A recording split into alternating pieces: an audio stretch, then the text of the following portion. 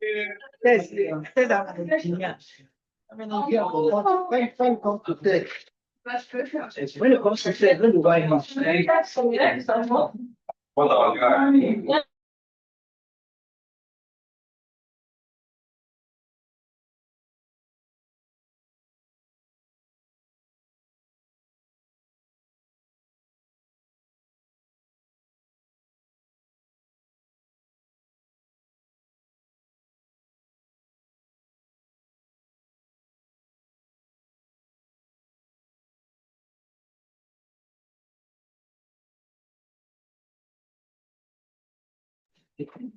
Good morning, Alimat. Shomoto. Hi, good morning. How are you? Morning. Oh, okay, that's fine. We just want to confirm the audio. You're fine. Okay. You're welcome. Thank you.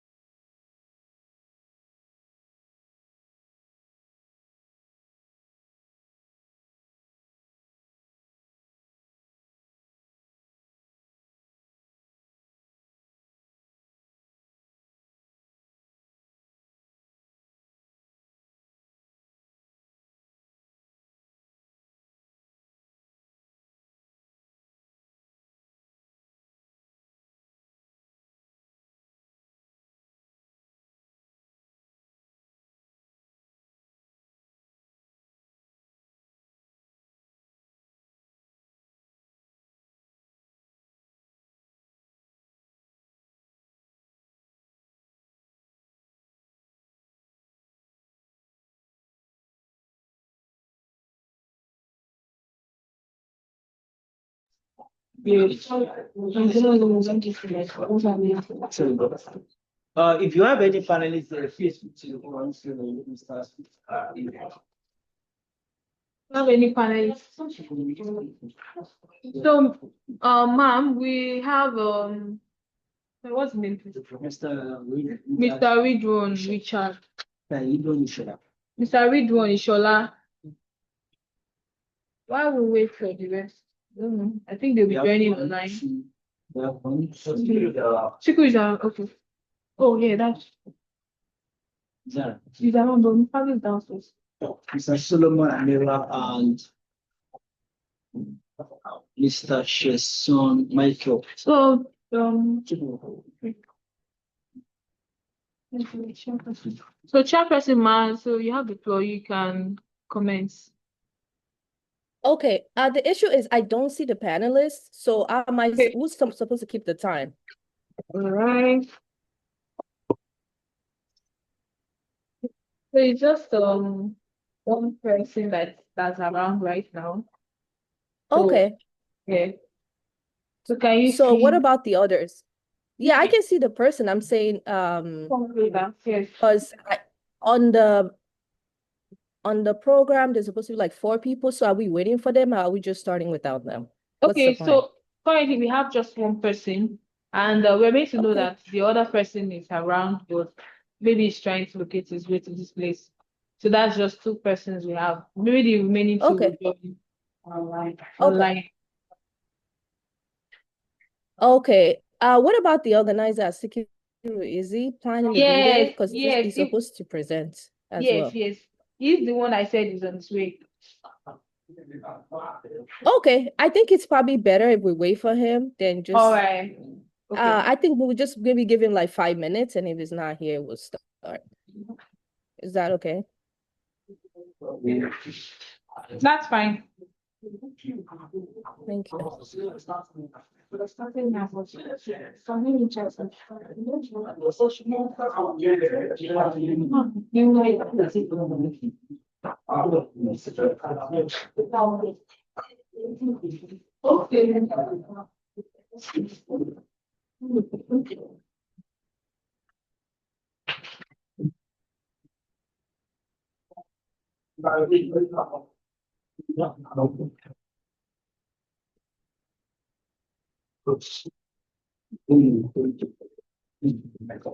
I think.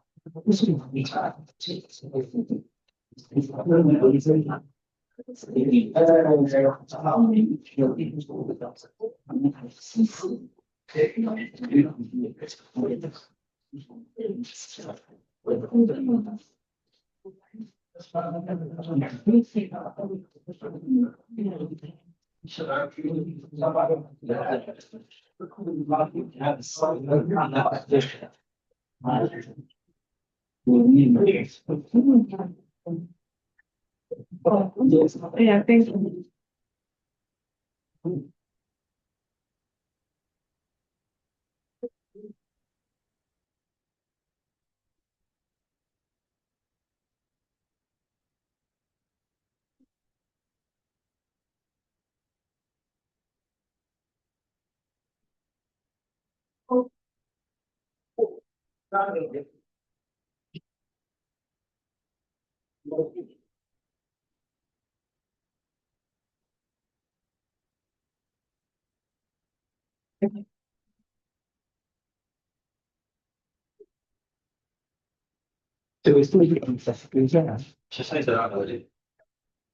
Oh, yeah, the gravity from Saskatchewan.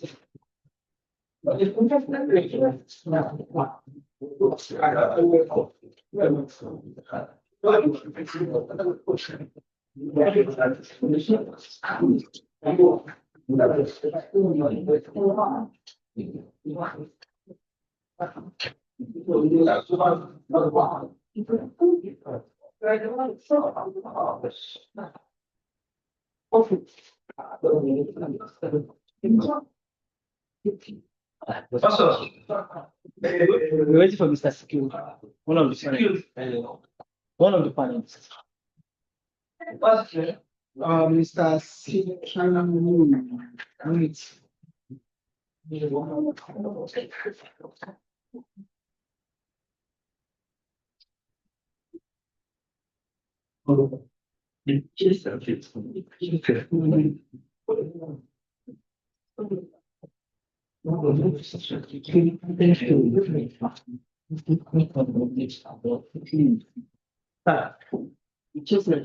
No, no, no. It's only the organizer. It's not. The chancellor. Okay. Okay. Let me try and reach you. All right. Okay. Okay. Let me try and reach you. Do you? Okay. It's here. It's here on ground. Yes, yes, yes. I'll check.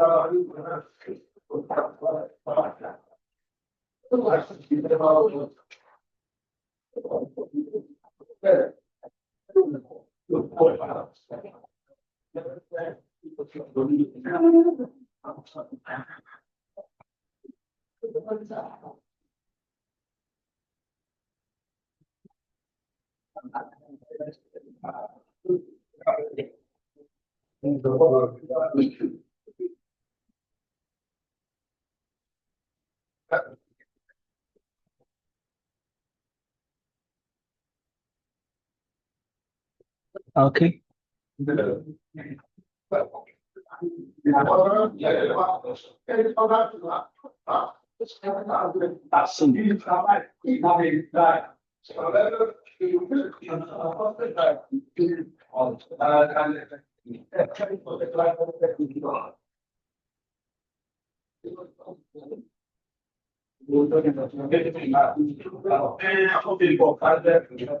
Okay, good. This? So, yes. Good.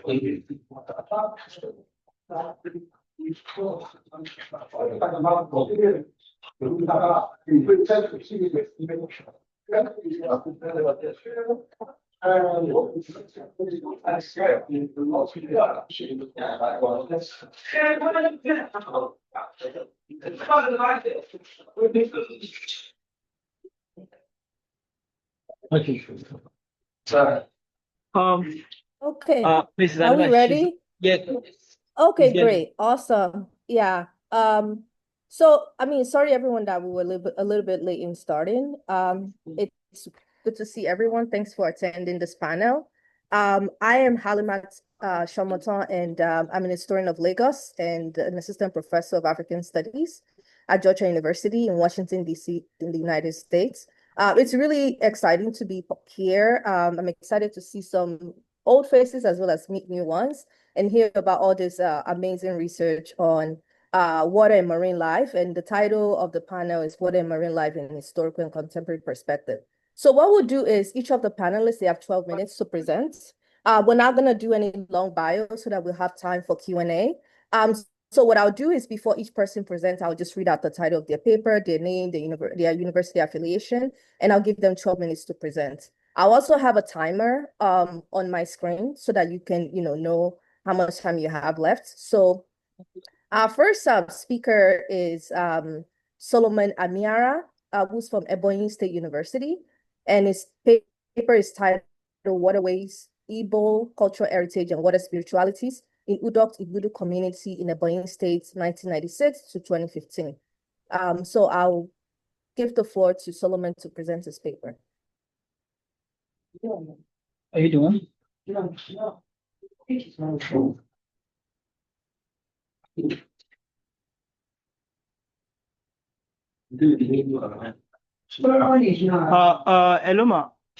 Oh, Solomon is not around? Yeah, it's not Okay, around. so I'll just move on to the next person on the program, which is Sheson Michael Johnson. I mean, I know him as SMB, so that's another story. But so Sheson Michael Johnson is at the University of Sasak. Can you please help me with the pronunciation of that name?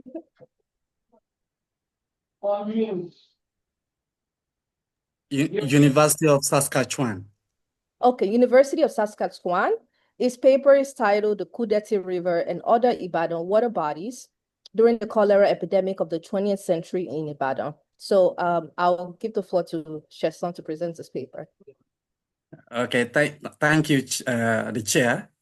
Good to see you again. And I also want to acknowledge my co-presenters, the panelists, and everybody over there. I'm saying hi from the city of Saskatchewan. So I would like to share my PowerPoint, and oh, okay. I think the host disabled sharing, but I think I can I can go ahead. No, you can share now. Okay, okay.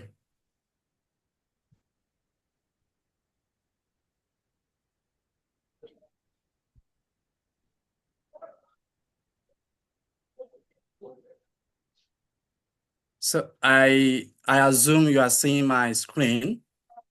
Yes, yes, sir. So the Kudeti River and other Ibadan water bodies during the cholera epidemic of the 20th century. Ibadan. Basically, my research covers between 1970 to 1996. And basically, that was the period of serious cholera epidemic in the city of Ibadan.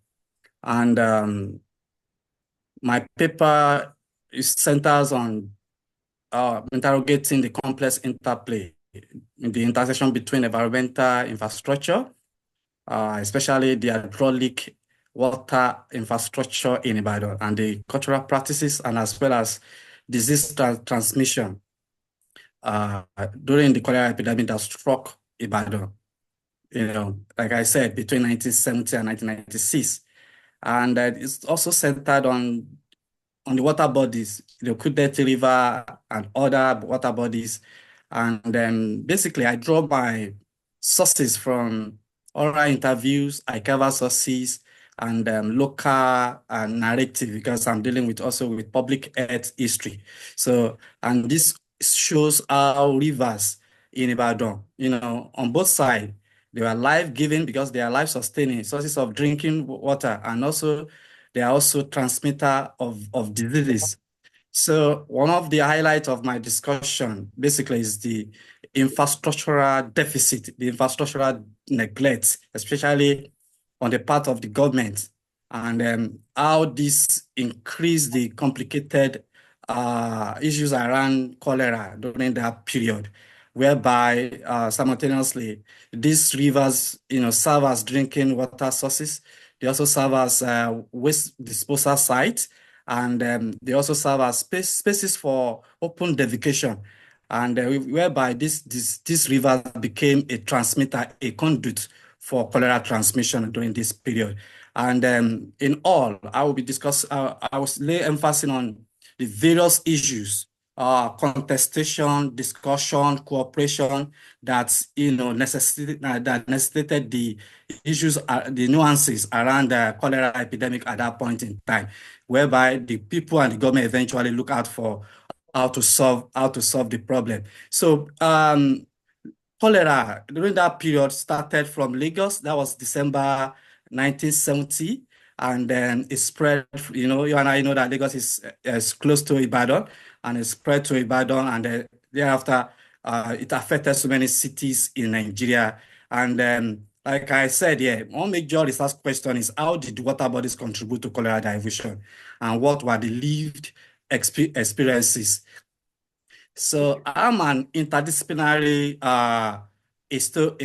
historian, and because I'm a historian of public health and public history, so sometimes I make use of interdisciplinary approaches. So some of my lenses or paradigms that I use here is social history of medicine. I look beyond the medical explanation of disease. I also uh, make use of what's Scott called experience as evidence. Then, like I said earlier on oral history, then my discussion is also at the intersection of epidemic of urbanism and what it has been tagged also as eco-social epidemiology, because these two paradigms, they are at interplay between disease, infrastructure, and inequality in urban context. So going ahead, Ibadan water bodies and water infrastructure deficit, like I said, this started from the colonial era. There has been neglect towards the issues around wash protocol, especially water system and the sewage system, what we can call generally maybe the issue of toilet or washroom, as we call it here in Canada. Yeah. So you can imagine, for example, one of my archival material pointed to the fact that in 1974 there was around just 15 public toilets in the whole of Ibadan and about 344 water taps. And this you can imagine this for over 1 million population, 1 million people at this point in time. So and Ibadan was increasing in population because it's a colonial city, a colonial capital city that was attracting a lot of population because of the opportunities in Ibadan at this point in time. Just this increase or aggravated the issue around seaway, the issue around wash protocol, and what have you. So basically, this also triggered the need for people to begin to utilize alternative sources for their defecation, for their, so that's why people have begun to make use of rivers and bushes and the dump sites, popularly called Akiton in Yoruba, So, and this was also confirmed by testimony from my survivors, especially the survivor of cholera that I interviewed during that period. And this also was aggravated by the role played by the Agbepo, the nice soul men at that point in time. They, after, um, collecting feces, they make use of the rivers as dump sites. And at the end of the day, this triggered serious contestation, serious because the government is not comfortable with this, especially within the remix of the devastating effect of cholera at that point in time, because this has been existing before, but this became serious case during the epidemic.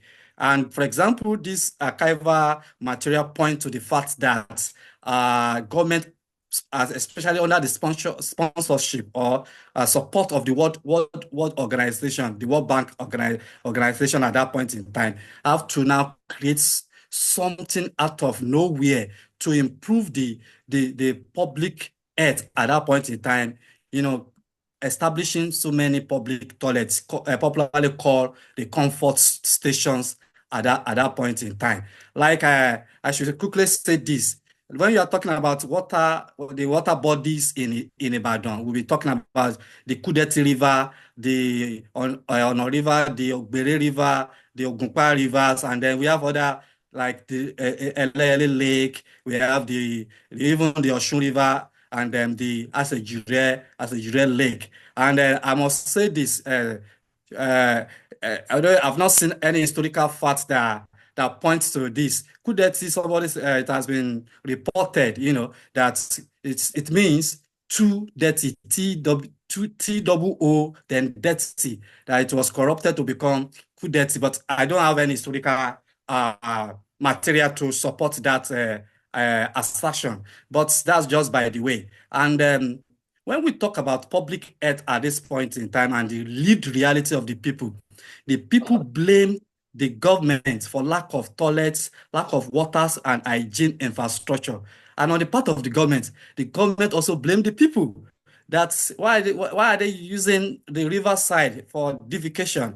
That they should make use of public toilet and private toilet. But at this point in time, this infrastructure is at deficit at this point in time. They are not enough to cater for the public health conditions that Ibadan was suffering was facing at this point in time. So basically, there was conflicts in health governance narrative. It was very difficult for them to arrive. But at the end of the day, like I said, the issue of comfort station came in place, and that's how they started building public toilets in markets, in some other places. And this involved collaboration between the government and the people. One other thing that is not the core of my discussion is the role played by the woles, the sanitary officers, whereby they begin to also monitor the public health situation in Ibadan at that point in time. But that's not the cause of the cross of my discussion. So basically, I look at what my paper and what my presentation, the slides, because I have limited time to even to discuss them fully, is looking at cholera, especially disease generally, beyond medical discussion, beyond medical issue, looking at the aspect of cultural, spatial, and political aspect of disease. Because I have seen so far that there is social determinant of disease beyond medical explanation, and this challenge dominant biomedical narrative. And it also centers on giving voices to giving or centering African voices and interpretation. Because here I see that Africans were not just dormant in the discussion about public health and the use of the environment, the use of the river side or the rivers himself. They were engaging the government. They contributed to the solution. There was contestation. There was also cooperation. So that's given centering African forces and interpretation. And it also show how Africans also appreciate and acknowledge that the need to maintain the quality of their environment, because they know that when they have quality environment, they will also have quality health. So this was the African voices in my discussion. And it also shows that cholera was able to follow the rivers and the transport routes to spread for diversion at this point in time. This also is also germane for us to understand the role played by rivers or by water on for the spread of disease like cholera, because this is waterborne disease and food-based disease that food and water can spread. So public health crisis are being shaped by urban ecology and social relations, the way people relate with the environment, with themselves, and then so those are the core of my discussion. So this also shows the epidemic unfold in spaces like dump sites, riverside, even at home and public toilets, private home toilet, and what have you. So this study, as I wrap up, this study underscored the urgent relevance of the current goal, the SDG number 6, which advocates for universal access to clean water and adequate sanitation. And we cannot overemphasize this. There is need to improve the wash protocol, the need to improve water, sanitation, hygiene, and what have you. So cholera epidemic in 20th century Ibadan has revealed through oral testimony and historical record were rooted not only in medical issues or transmission, but in chronic infrastructural deficits, but marked by insufficient public toilets, home toilets, unsafe water sources, and a lack of waste disposal system in Ibadan at that point in time. So I trace how River Kudeti serve, paradoxically as both site of human disposal, waste disposal, and sources of domestic water, and I highlight the deadly consequences of this.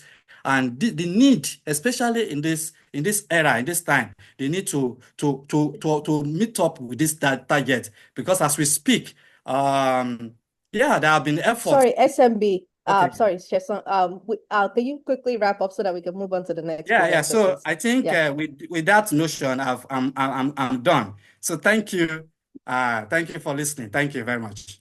Thank you so much. That was great. Thank you.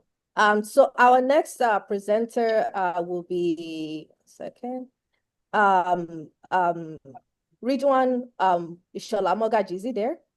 Yes, I'm there. Okay, great. So he's from the Lagos State University, and his paper is titled An African Indigenous Conservative Approach to Environmental Sustainability, Maintaining a Balance Within the Blue Economy.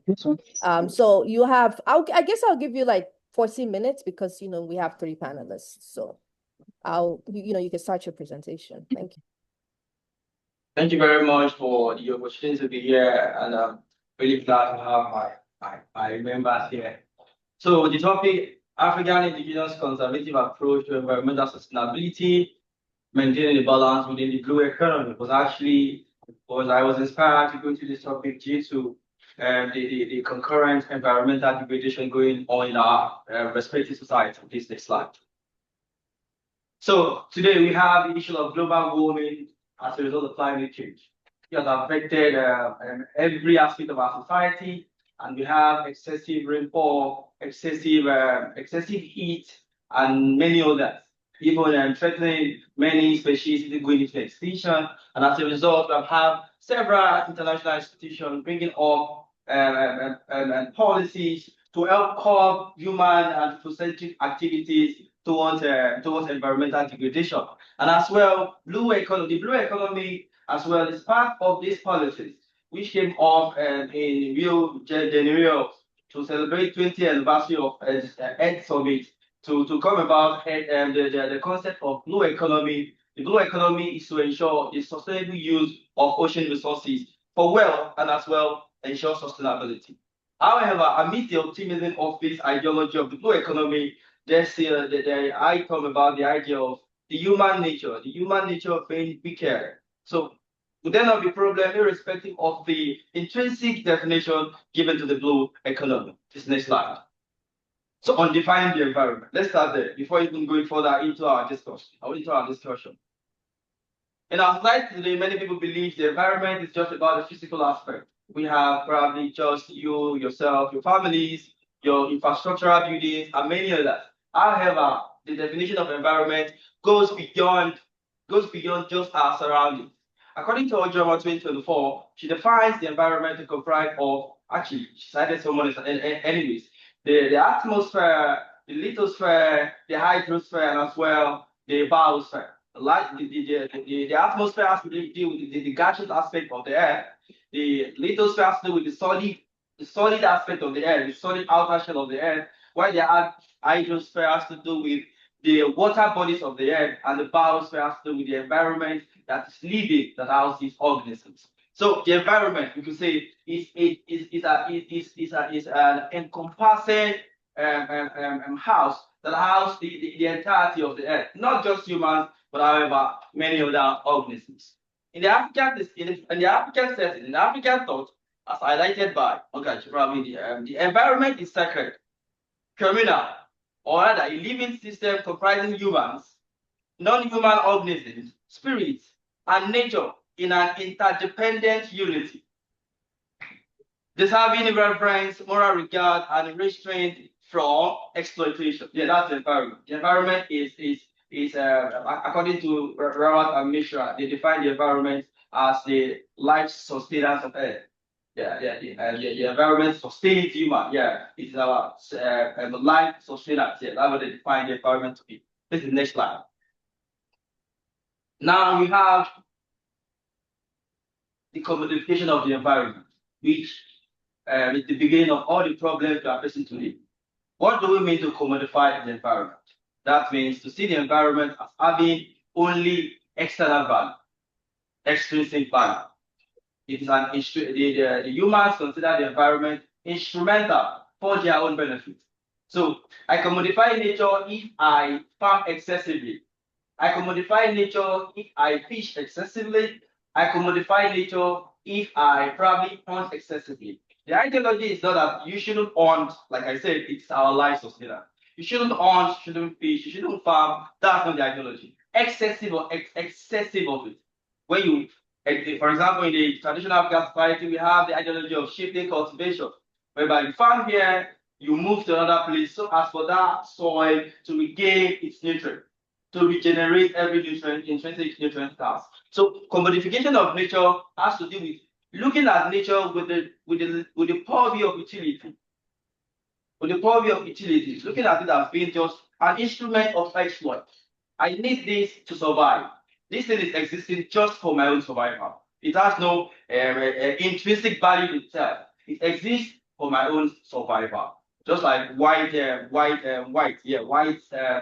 don't know the first name. White defined anthropocentrism, for example, that it has been inferred from biblical scriptures, whereby humans are said to dominate the earth. So we have to dominate. So the idea of commodification of the commodification of the environment is that I dominate the environment. The environment is there to cater for my own needs. This is the next slide.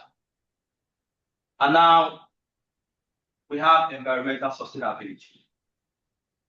Every of this commodification of nature I have explained has led to severe effect on our environment. There is no denying the fact that historically we have natural disasters. We have natural crisis, environmental crisis, the eruption of the volcano, and so on. But however, these natural disasters has not led Earth to the position it is today. The environment at that point has what we call the ability to regenerate. It has the regenerative ability to make amends for whatever disaster caused naturally. Now let us bring ourselves to the era of the environment. We have the ice glacial period where there was a lot of cold, and we moved into the period of the Holocene period, a period where the Earth began to experience warming, and that is the period of stability. And now we have the Anthropocene period, the period of capitalism, which has led to severe commodification of nature and so on. They have caused lots of crises. These crises are beyond Earth's ability to regenerate. That's why we're having concurrent crises. And these crises not only affect probably the environment, it causes poverty, we have drought, we have many other crises leading to migration leading to overpopulation in urban communities, among many others. And that's why we have the talk of environmental sustainability. So environmental sustainability is a necessitated theory, or like a concept. It was necessitated. So as in the environmental sustainability, the World Bank will define as the sustainable use of resources whereby we exhaust, we use resources.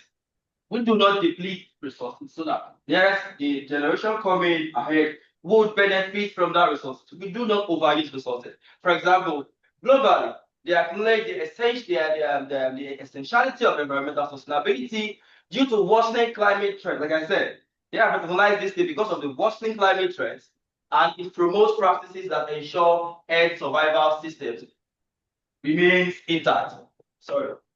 It implies maintaining ecological balance so that human societies can meet their needs. That's where I'm going. We could meet our needs without exceeding the regenerative capacity of what the environment.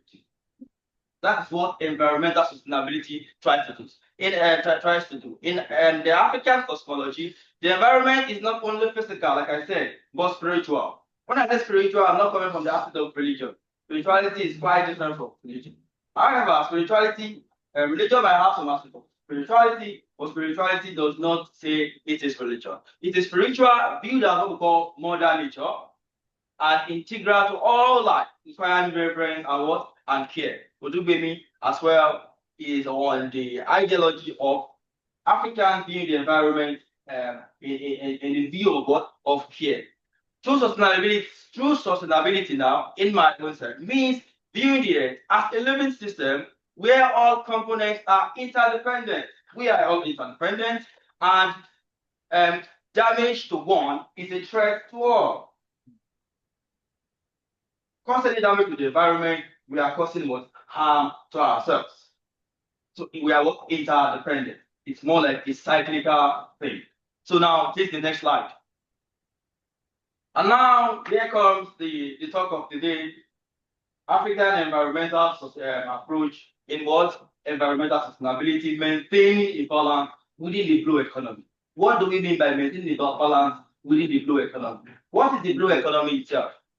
The blue economy has introduced during Real Plus 20, that is celebrating the 20th anniversary of the Earth Summit that in 1992 celebrated it in 2012, promotes sustainable development through ocean-based economic activities and aims to combat poverty while preserving marine ecosystems.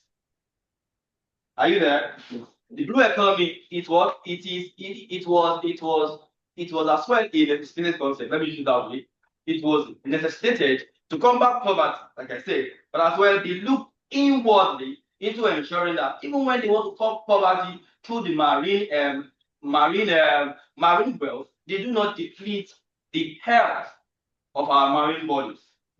So World Bank and UN define it as a sustainable use of ocean resources for economic growth, improve livelihoods, and ecosystems health, further stressing eco-friendly technologies, circular economies, and reduced marine waste to ensure intergenerational benefits and healthy ecosystems. It covers diverse activities like fishing. Yeah, fishing is covered within the marine economy, the blue economy rather, shipping, renewable energy, and marine biotechnology requiring eco-friendly practices. It tries to integrate sustainable development goals, especially focusing on ocean health alongside economic development, recognizing the threats posed by what climate change and resource over exploitation. The reason for, consider the definition of blue economy itself is intrinsically good. Yes, by definition, it means well. By definition, it harbors care for the marine waters. But however, please the next slide. However, man by nature, greedy. Man by nature, wicked, according to Thomas Hobbes. Man by nature, this quest for amassing wealth, according to Karl Marx, among many other deficiencies. This greed in the human nature. The problem here is, the number one problem is that the ocean's immense economic value can tempt irresponsible resource extraction and pollution. That's number one problem. Number two problem, we have anthropocentric economic interest. Would always, because it has always ignored the ocean's finite resources, risking what? Degradation. We have the problem of without ethics, which is where I'm coming in from. Without ethics, the blue economy may replicate past unsustainable environmental practices. That is the problem. That is where exactly I'm banking on. No problem, no doubt. You have to find the blue economy to be intrinsically good, to portray and use and care for the health and well-being of the marine bodies. But however, have you considered the human nature? Have you considered the human nature of greed, the human nature of excessive quest for massive wealth? This next slide. And now we have, for example, examples of the original mechanisms to say, okay, we are doing well for ecology, we are doing well for this. For example, ecotourism. This ideology was brought upward to conserve natural habitat by making tourism economically viable for what? Conservation. However, we have seen the issue of over commercialization, which has led to degradation of fragile ecosystems, increasing carbon emissions from travel and commodification of indigenous cultures. Because of this, they have seen that there is wealth, there is money in tourism. In ecotourism, they exploit it. They left aside the ecological concentration in ecotourism and they delved into what? Exploiting tourism. And this is one of the problems. Example, the Machu Picchu, Galapagos Island, and Masai Mara, one model of conservation, now struggle with waste. There is the problem of overcrowding. There as well was the problem about cultural erosion, whereby you come to pollute people's culture, you come to erode their culture, you mess their culture for them, all in the name of what? Tourism. Please the next slide. We have the EIA, the Environmental Impact Assessment, which is as well a medium put in place for ensuring sustainability. Now, by nature, it's what to identify and mitigate harmful environmental effects before projects are approved. Before you embark on any project, the check. For example, I was watching, I was seeing our work minister of work, and they were asking, where is the environmental impact assessment? Have you completed any survey? Because you are building this road beside the marine bodies water. What is the EIA for the diet down? Now look at the problem. EIAs today are conducted specifically or falsified by corporations who push harmful project through. They buy their way through just to push that project because of what? The wealth. The wealth they want to get there. The money. The good things there. Ridwan. Yeah, sorry, you have 2 more minutes to wrap up your presentation. All right, thank you. For example, the IEA project in the Niger Delta is criticized for being routinely manipulated to justify oil extraction, despite environmental risks. This has been on for a very long time, not until they are doing clean or present. This is the next slide. Now we have the African Indigenous Conservation Strategy. To cut it short, we have various African approaches to the environment. Popular, we have the Ubuntu philosophy, We have the Yoruba conservative approach, which mostly banks on fear as a form of punishment.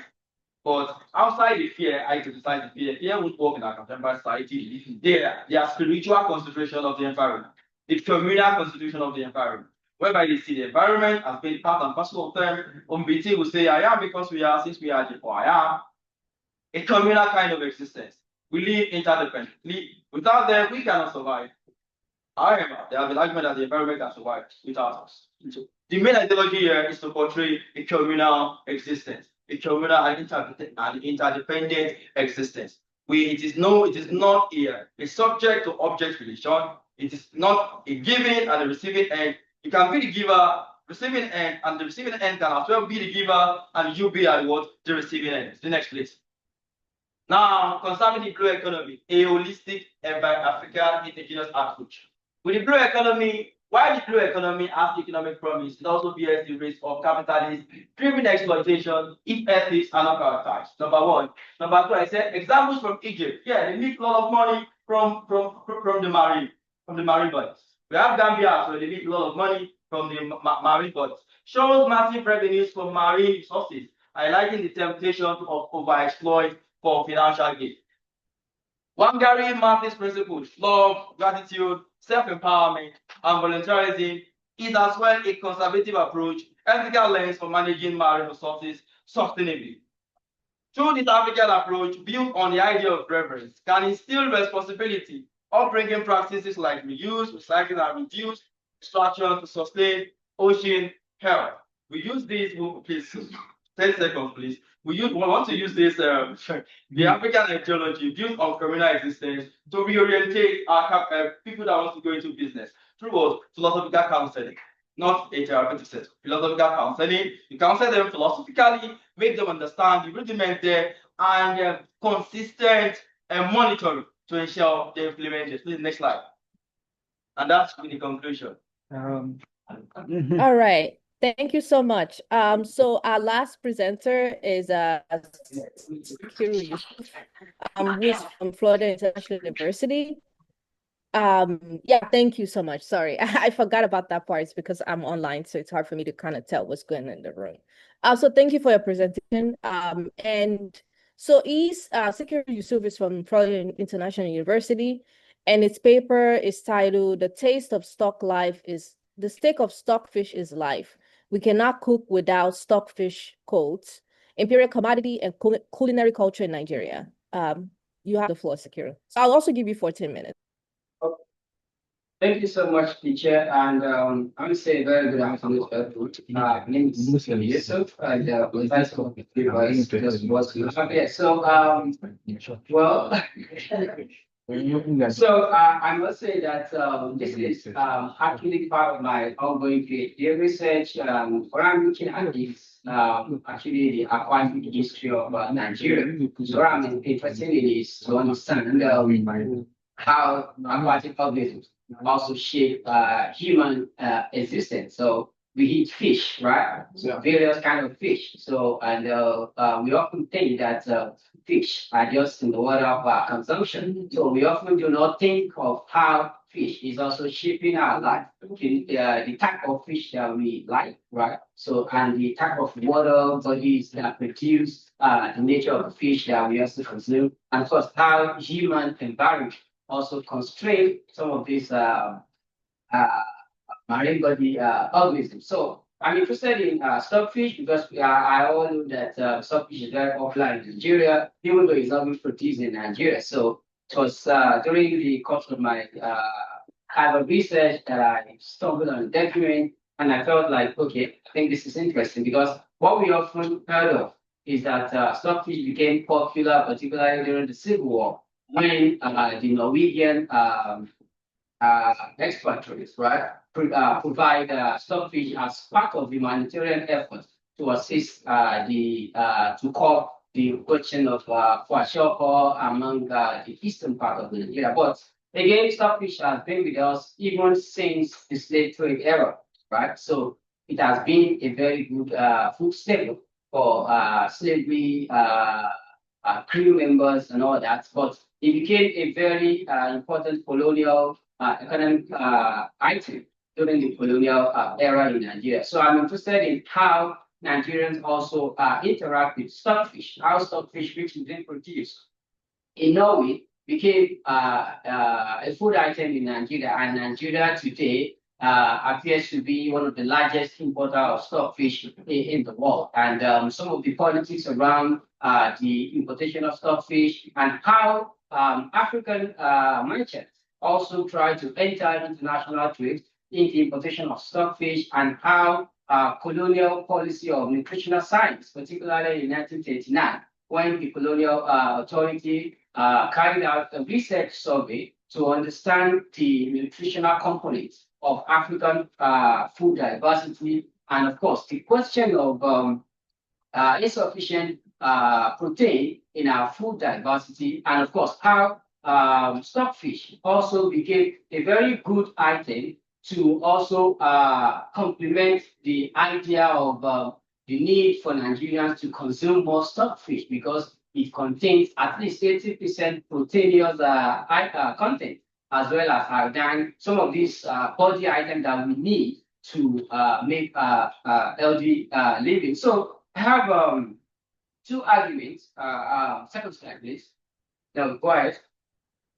Yeah, so the two arguments that I'm interested in is to understand that stockfish as an imperial commodity was a contested food item that shaped power relation between the colonizers and, of course, the colonized. It also shaped foreign earnings and, of course, food diversity in Nigeria. So I'm interested in this question from the fact that Africanist scholars have often looked at imperial commodity from commodities that are being produced within the colonized region, particularly in Nigeria. We have scholars like Sarah Berry who have worked on the cocoa production, and we see how production changed social, economic, and land tenure system in Nigeria during the colonial times. So, and again, scholars have also argued that colonialism is all about capitalist exploitation, right? So, and it focuses on products that are being produced within the colonial colonized territory. I'm interested in the question of exotic items that are being imported into colonial enclaves, particularly stockfish, and how Nigerians, particularly in the case of Nigeria, a fish that is not being produced in their home domain, right, became a very important staple for them. And again, given the fact that Nigeria had large bodies of water and were familiar with fishes in the country, right? So stockfish became a very important food item for Nigerians at the time. So the second question I'm also interested in is the fact that how the colonial politics of nutritional politics, what I call protein politics, I mean the colonial nutritional science, became a key component of promoting the consumption of stockfish in Nigeria. And again, I'm also interested in the fact that subsequently after the Second World War, right? So there was a changing there was a changing business climate, particularly in Nigeria. What I've referred to as economic nationalism, right? So Nigerian merchants in the post-colonial times, in the post-Second World War, right, during the nationalism and decolonization, argued that the bulk of stockfish in Nigeria is one of the highest importers of stockfish, and this stockfish market is being dominated by expatriates businesses in Nigeria. There was a need for Nigerian merchants to also have access to this trade and be able to import fish, stockfish into Nigeria. And it became a very important conversation in the 1950s that led to the establishment of our stockfish exporters of Nigeria, and canvassing for why Nigeria should get hold of this particular market. So, sorry, this slide, please. Yeah, so again, what then is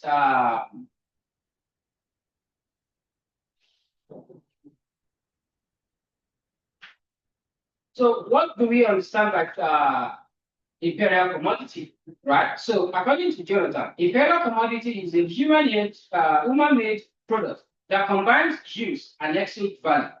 When a good is no longer produced for immediate consumption, it is classified as a commodity. Stockfish is classified as an imperial commodity because the British imperial government was involved in its importation, distribution, and consumption.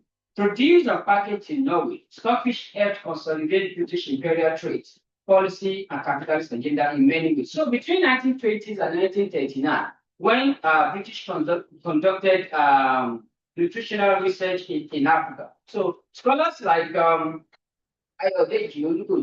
examined the fact that in the post-World War I, so there was an economic boom in Nigeria, and this led to conspicuous consumption among Nigerians because there were new trade opportunities, and Nigerians had access to more money. So, and this access to more money also led to conspicuous consumption, and Nigerians were interested in having a good taste of imported items that shaped Nigerian food diversity at the time. Let's go to. Yeah, so when you look at that particular, so you could see the variety of stockfish that existed in Nigeria during the colonial time. We have the split sea, we have the round adult, we have the split tusk, and of course split cod and round cod. Can you go to the next slide?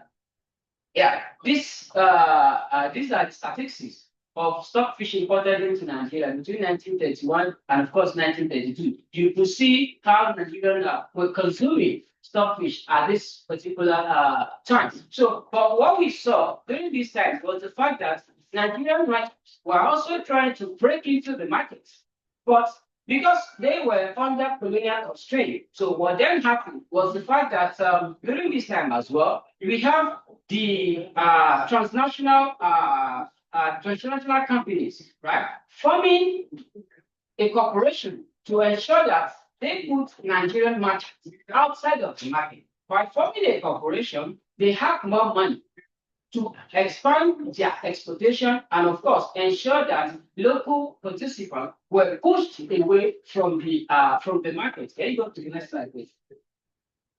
So, in 1939, the British colonial administration carried out nutritional research and discovered that food diversity in Nigeria and in Africa, most especially, have what we call less proteinous items. And it was also conducted that stockfish contain at least 30% of protein than which the body needs. So what then happened was the fact that in 1939, at the end of the research, so there was a need to push for more consumption of stockfish. But in 1939, there was also another challenge. As the Second World War broke out, there was a stoppage of the importation of stockfish into Nigeria because the Germans destroyed the network of importation of stockfish from North. So what we saw from 1939 to 1945 was the transition back to expanding fish production in Nigeria. But again, after the Second World War, trade resumed, and this was during the period of nationalism. So part of what Nigerians did was the fact that to leverage on the consumption of stockfish in Nigeria and advocated for more Nigerian merchants to break into the international scene and also, and of course, also begin to import stockfish into Nigeria. So stockfish became a very good idea for nationalism in post-Second World War. And of course, from the 1950s, Nigerian merchants began to push an idea of indigenous importers dominating exportation of stockfish into Nigeria. And of course, we could see some of the adverts of stockfish. So the stockfish importers also now expanded their advertisement of stockfish to ensure that stockfish became a national food item in Nigeria. You could see what's it called? The adverts that you have there. Norwegian stockfish. So what that item is telling you is the fact that you must consume stockfish because it contains 80% of protein, iodine, which your body needs to survive. So this is what we saw in the post-Nigeria. And again, in the during the 1950s, there was also the question of the fact that Nigerians were asking where were the head of stockfish that we are consuming. So there was a myth around the idea of stockfish. So the head of the stockfish were not being imported as part of the stockfish. And there were conversations as to the fact that stockfish heads looked exactly like human heads. And so Nigerians begin to question the Minister of Trade and Industry that they want to see the head of stockfish they are consuming to the extent that there were editorials written by Nigerian newspapers advocating that the minister should implore the exporters of stockfish in Nigeria that the next batch of stockfish being brought into Nigeria the head of the stockfish must be included because Nigeria wants to certify that what they are eating is not part of the human body. So this is what we saw. And again, we move on to this guy. Right, please.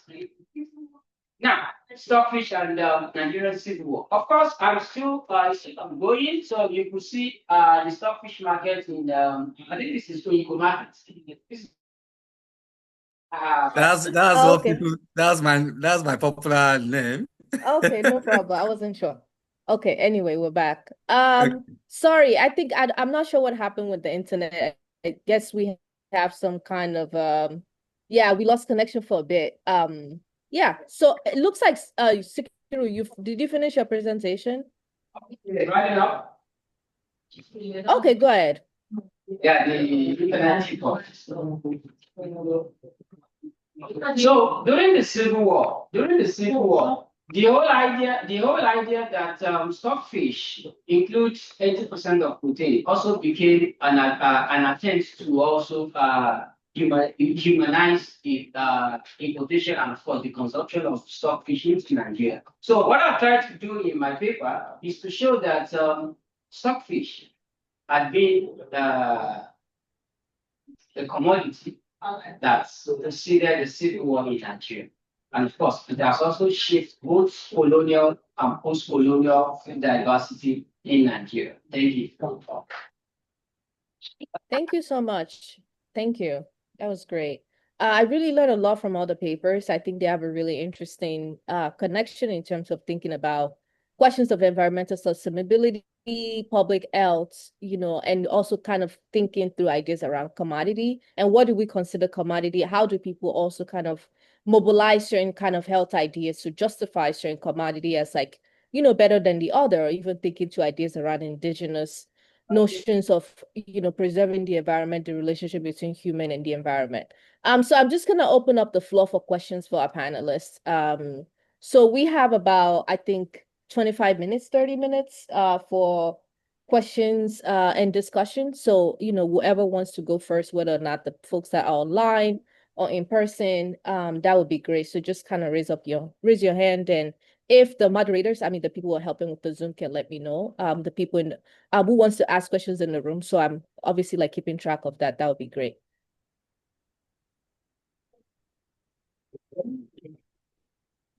Yeah, so we have I think I saw the lady in is it blue? Yeah, go ahead. Please introduce yourself and ask your question. Thank you. Thank you very much. My name is Sarita Wangpo. Kudos to all the presenters. They really covered their presentation. Well done. It's not a question, contribution, but the first presenter was cholera. I just want to say that when they said cholera started from Lagos, there should be a source to substantiate that claim. That's my view. There should be a source to substantiate the claim that cholera started from Lagos. Thank you. Do you get that now? Yeah, Sheso, did you Yeah. hear that question? Okay, Yeah, go ahead. I heard that. Yeah. Okay, basically, scholars like Adeshino, that's 1978. She has about 3 papers on that. And then there are other scholars that also spoke about how cholera started in Lagos. And then we also have the World Health Organization reports that also pointed to that. And this was during the period of the AIDS world pandemic of cholera, and it also some of the argument around the issue of cholera is that was the first time, especially in modern times, that cholera happened in Nigeria. Yeah, it started from other African country, spread to other African country before coming down to Lagos, and from Lagos it spread towards this other part of the south, and then also almost every part of Nigeria at that point in time. Like I said, additional, I've forgotten the first name now, but the last name is additional, and he was a medical geographer. He wrote about that, and there were other scholars too. But importantly, World Health Organization report also stated this. You can find this on the website of World Health Organization. It is profoundly stated on their website. Thank you. Thank you. Thank you so much. I think I saw there's a gentleman in white. Okay, thank you. Yeah. Could please go ahead. Tell us. Okay, thank you. My question is basically related to the last presenter. I want to ask about the politics of the competition between indigenous food, fish production and catfish export, especially over the post-colonial period. So how did the local people engage in fishing activities and take the influx of stockfish, right, and how it affected their own livelihoods? Thank you so much. So basically, like I said in my presentation, Nigeria has large bodies of water, both marine and inland waters. And we have, of course, fishing communities that existed even before we had a contact with the West. So but what the scholars have realized is the fact that fishing is one of the backward of colonial policy throughout, not until Second World War, when there was a stoppage of the importation of fish into colonies, that the colonial authorities now began to rethink their policy towards fishing in colonial Africa, particularly in Nigeria, from 1940s. There was ecological survey that tended to understand this fish species in Nigerian waters. And of course, subsequently, they started what we know today as British fishery mission that started from 1945 and until Nigerian got independence. And even after independence, post-colonial leaders also continued the process of God due to policy service, what we refer to as policy services, right? So there has never been a concrete conclusion to some of these excavations. So during the colonial times as well, particularly in 1930s, the colonial authorities had a survey to understand the diversity of the consumption of stockfish in Nigeria. So what they discovered was the fact that despite the availability of stockfish and other types of fish in Nigerian market, Nigerians still prefer to eat fresh fish. They prefer to eat fresh fish. In fact, one of the reasons why according to reports, one of the reasons why adult was popular in the Badagry was the fact that there was a particular local fish being caught in the Badagry that has a similar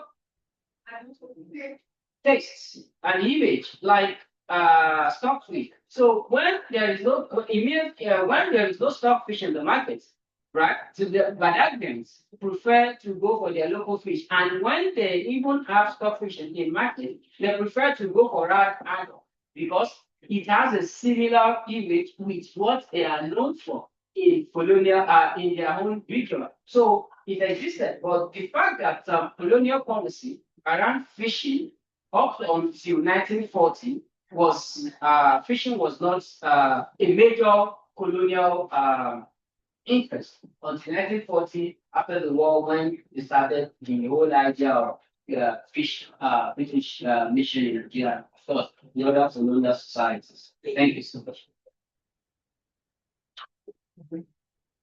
Miss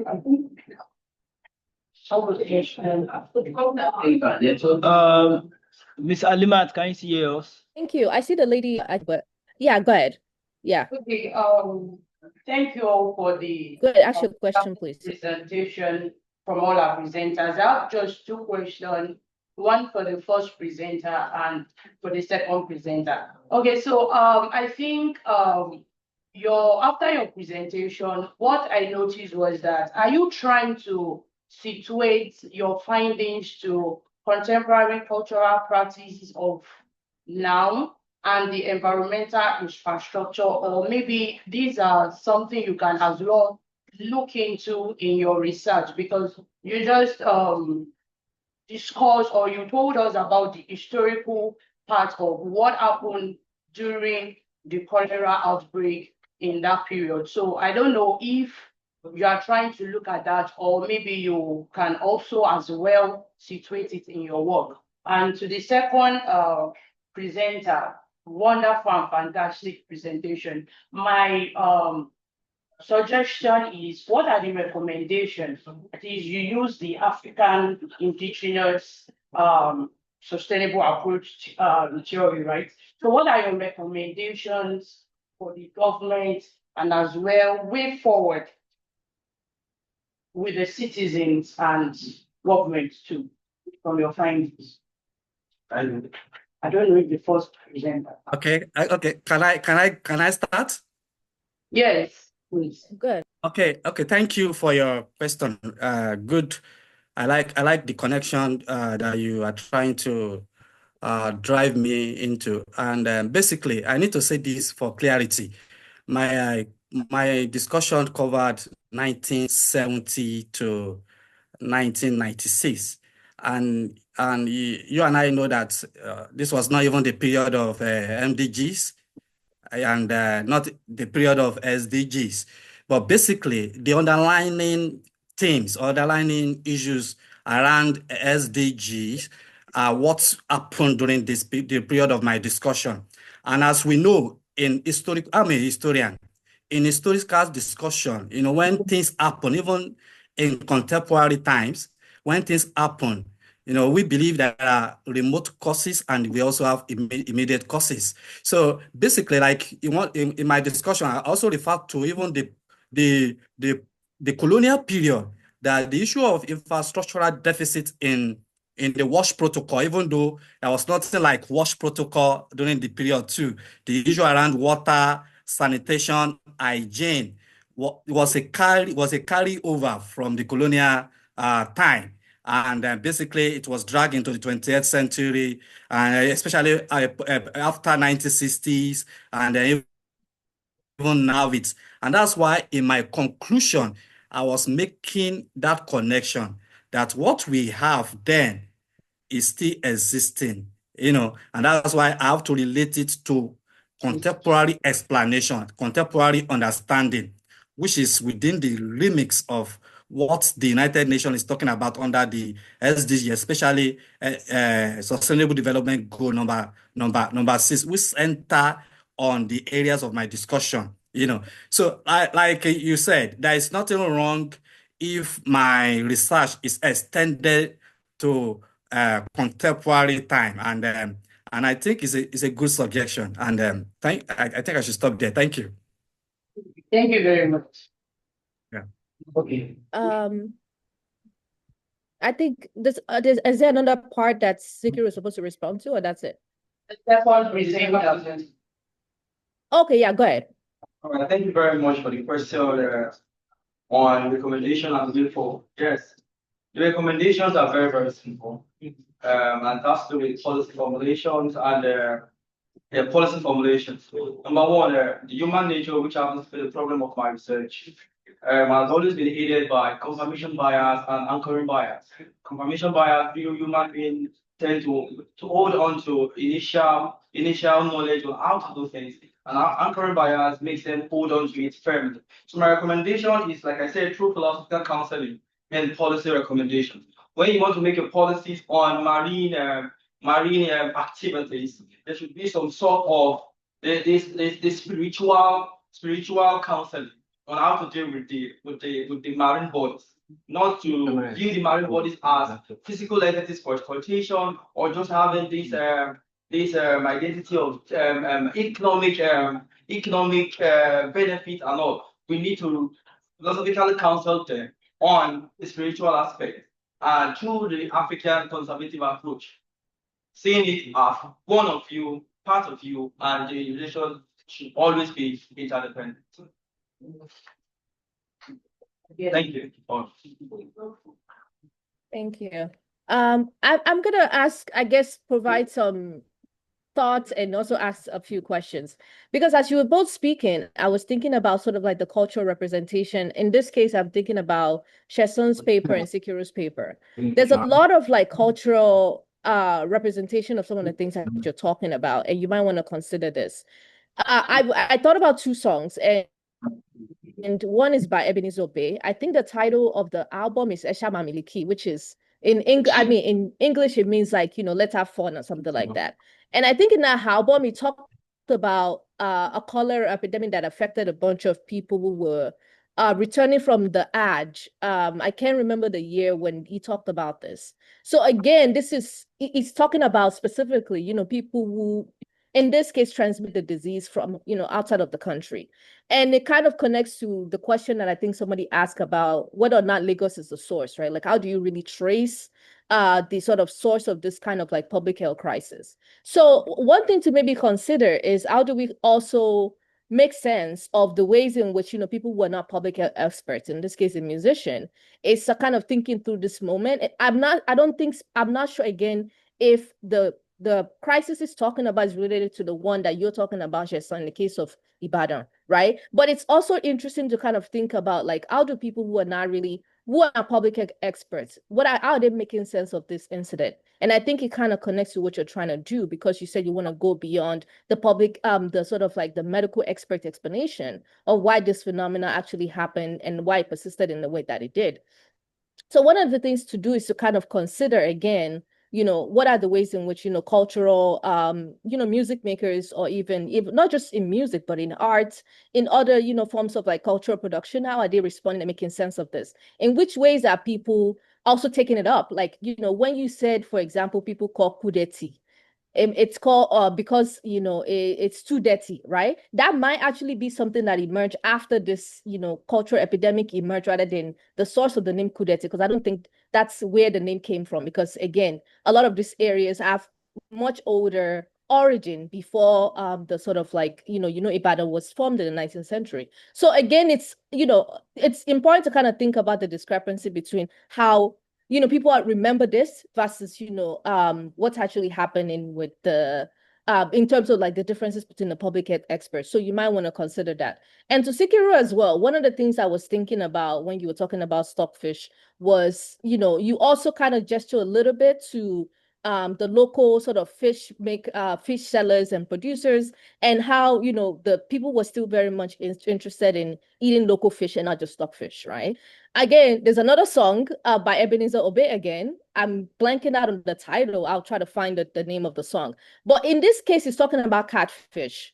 And he's talking about how, two socialites, in this case, this is Olabisi Ajala, who was a journalist, and, this, popular woman, Sade, how they kind of like got so invested in eating catfish, and it became this phenomena. And people started all of a sudden, again, this is, what I heard as, the kind of impact that song had. All of a sudden, people were interested in eating catfish, and catfish became this big and popular commodity. And this was in the 70s. So, again, it's a very different time from, when you first started thinking about this, the kind of ways in which this became an stockfish as an imperial commodity. Again, it kind of goes to the question of like, what are the ways, how are people making sense of this, issues within the kind of like a cultural production, sphere and like, context, right? How is that kind of shaping the ways in which people decide to use this commodity, maybe the ways in which they decide not to use it in some ways. And so I'm gonna also like kind of segue into question a little bit in terms of like, for Shesa in this case, one of the things I was thinking about is, and I think we heard a little bit in terms of the people who actually, first of all, I'm really curious about when Kudeti River itself became like a key focal point in terms of this question of epidemics. Sorry, I thought we were ending at 7:30. Is it now? 12:30. What is the panel about to be on? Yeah. Sorry? 15 more minutes. Oh. 15, yeah, exactly. Yeah. So I'm aware of the time, so I'll just wrap up quickly. So just wanted to sort of like, give the two presenter a chance to kind of respond to this question really quickly. One is like, when did Kudeti River itself become like a focal point when when the cholera epidemic, emerged, and why is it that Kudeti River was very much centered in terms of the question of like why this happened? The second thing, and I'm also so curious about if you can talk about what kind of relationship did the survivors actually have with rivers and the way that they saw the rivers in the city after they had gone through this experience of surviving, the cholera epidemic. And for Sikiru, I was sort of thinking about this question of like, what were the type of pushback or maybe responses that people who were involved in selling local fish, how did they respond to this, emergence and the widespread use of, stockfish? So that's my second question. So I'll let the panelists respond. Okay, excellent. Thank you for your thoughts. Thank you very much. Okay, I'll do my best to respond to some of these concerns. I think let's start from the last part. Kudeti River is located at the center area of the metropolis, the city of Ibadan, and it's very close to especially the way people use the river, like other river, like even the one that is not within the urban, not really the modern city, the core of the city of Ibadan, where the so-called masses, the less privileged people live, especially area around the ancestral family houses and what have you. So it's very convenient for people to just access the river, because the river runs through the city, especially the residential area.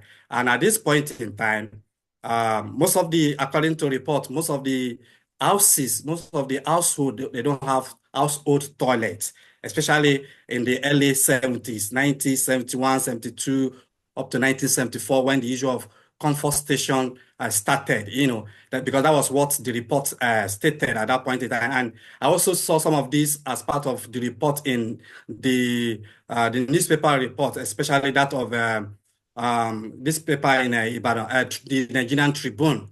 And so this, like other rivers, Kudeti was central to this discussion. Just like because our discussion, this panel is about river. That was why I was focused more on rivers.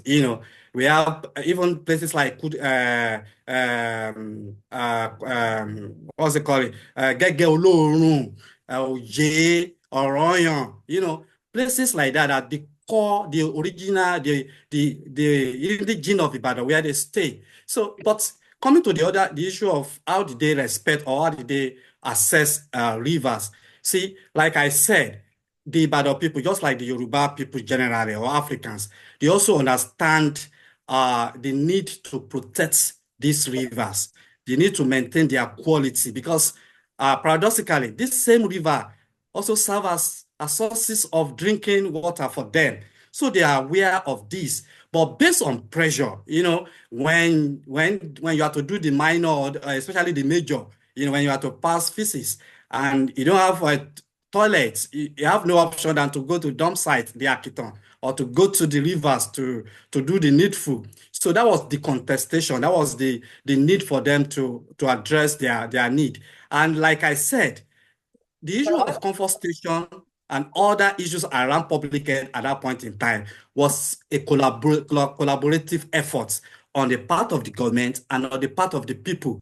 That was engagement, the involvement of the community leaders, like the Bales, like the Mogajis, like even the chiefs and the king of Ibadan at that point in time, whereby they started talking about They need to go to the markets for public health campaign. They need to make use of radio and TV announcement. And let me quickly speak on the first thing you made mention. Because of the limit of my discussion, they didn't go into the cultural aspects. Like, for example, the issue of the songs you made mention. Even the people of Ibadan made use of songs to pass the message on the need to maintain public health, on the need to maintain the health of the environment. And then there were cultural understanding and explanation of what cholera stands for. Like culturally, for example, the people of Ibadan, just like the other Yoruba people, they called and understand Yoruba with different names. They call it Arun Onigbameji. It means a disease that you have to use two calabashes or two potties, one for vomiting and the other one for profound feces that you are having. So they call it Aronigbameji. They call it Arumasu Mabi. That is, you vomit and you also have stooling. So Yoruba have a way of understanding and also explaining for people to simply understand what the symptoms of cholera is all about. At a point in time, they even call cholera àrùn àtọ̀húnrìnwá, that is a strange disease, a disease of the strangers. At that point in time, they were referring to the fact that it was brought from the people from Hajj and from people from outside the country. Although there was contestation on the issue of if the disease come from Mecca, because at that point in time, the government was also conscious of the fact that they have to be mindful of the politics around religion. That if they claim that it's come from Mecca, then the Muslims may not be comfortable with it. So there was no government document that confirmed. Sorry, Sheson. Sorry, Yeah. I didn't mean to cut you off. I just wanted to, since you're talking about government now, there's a question about government in the Q&A. I'm gonna read that really quickly, and if you could just like include that in your answer, that would be great, and then we can move on to Sikiru. So this question is from Simon Ip.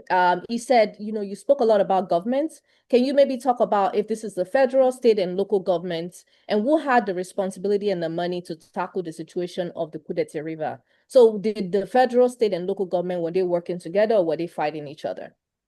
Okay, basically, the centering on the comfort station, that was the major project around the issue of public health, especially in terms of providing public toilets, because it was acknowledged at that point in time that the issue of public toilet must be addressed, and the issue of wash protocol or the water infrastructure.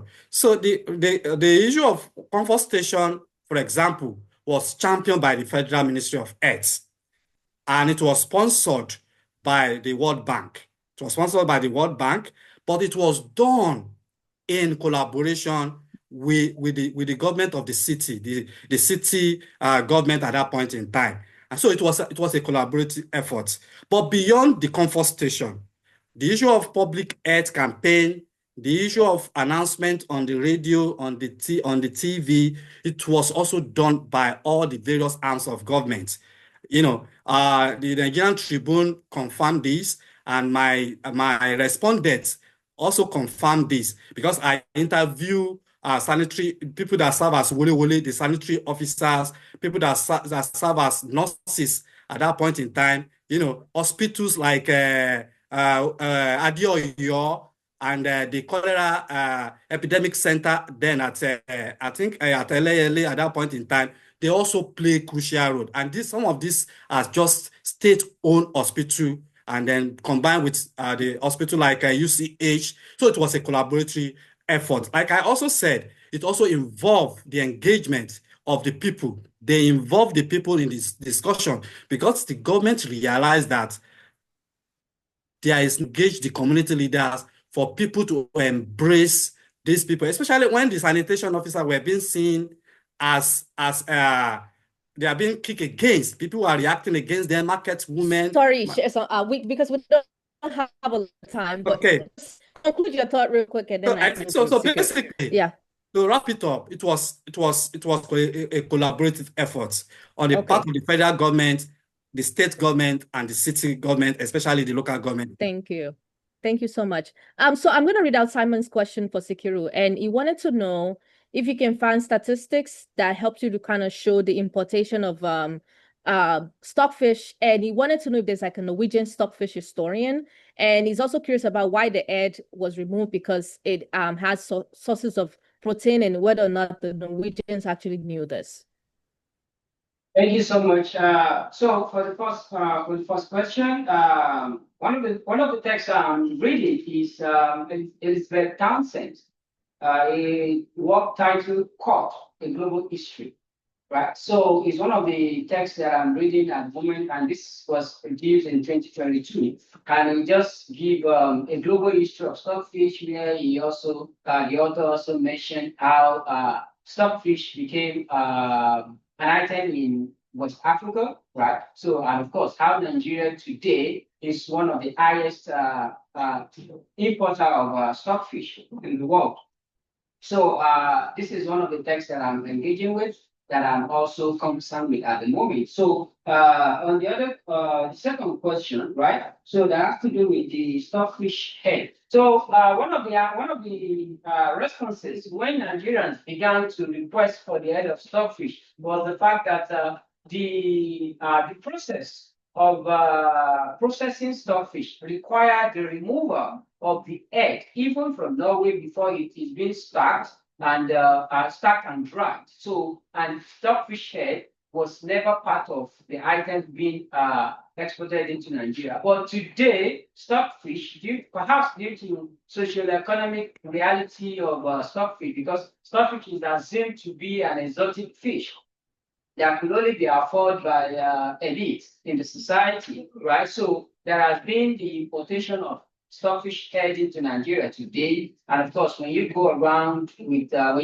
stockfish market, you will find stockfish head, of course, which are being split into pieces and packed into a nylon for affordability. So, and to return to the question of pushback, one of the pushback that I discovered was the fact that stockfish was highly favorable in Lagos, because from the colonial report, it was argued that it's only the Lagosians that were immune to modernity, right? So that when you